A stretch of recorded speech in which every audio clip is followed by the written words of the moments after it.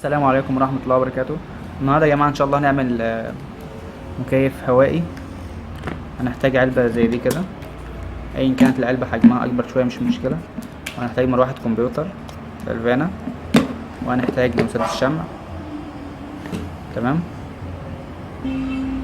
هنفتح مكان للمروحة الغطا بالمكوة أو بالسكينة أو بأي حاجة.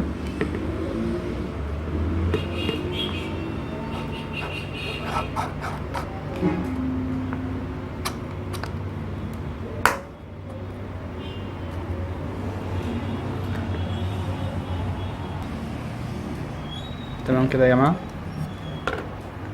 على قد المروحة بالظبط. شغل مسدس الشمع ونلحم المروحة. نلحمها كويس يا جماعة عشان مفيش هوا يطلع من المكان ده.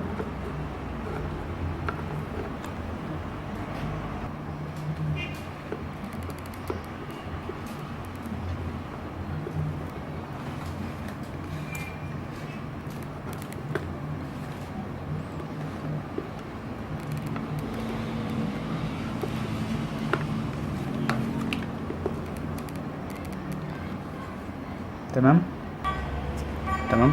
هنجيب المكوة وهنفتح فتحتين هنا زي عينين كده.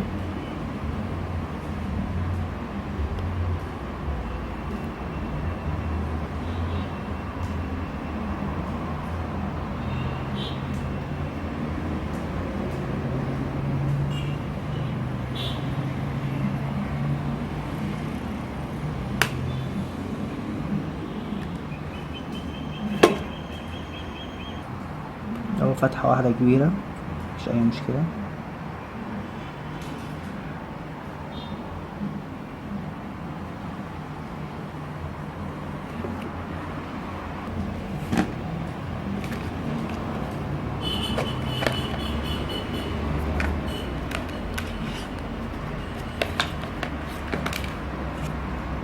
تمام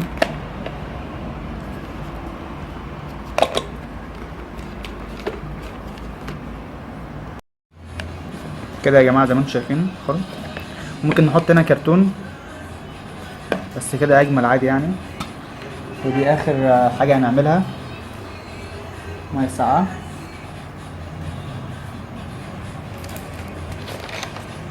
مية ساقعة أو تلج،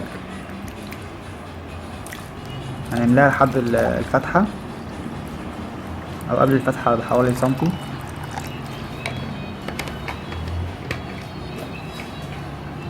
نقفل الغطا كويس. تمام. بسم الله الرحمن الرحيم.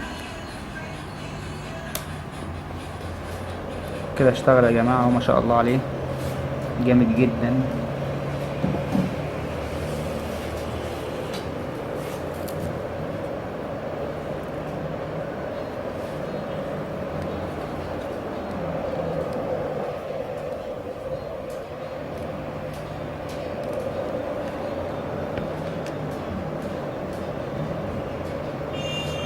تمام. جبنا على بعد حوالي متر ونص. طبعا ده لو في اوضه خلال 5 دقايق بالظبط يتلجها. اتمنى ان الفيديو يكون مفيد ويكون واضح، واتمنى الاشتراك معايا التشجيعي والتعليق وعمل لايك. ولو في اي فكره في دماغكم او اي مشكله في الفيديو ممكن تقولي عليها، تحت امركم في اي وقت.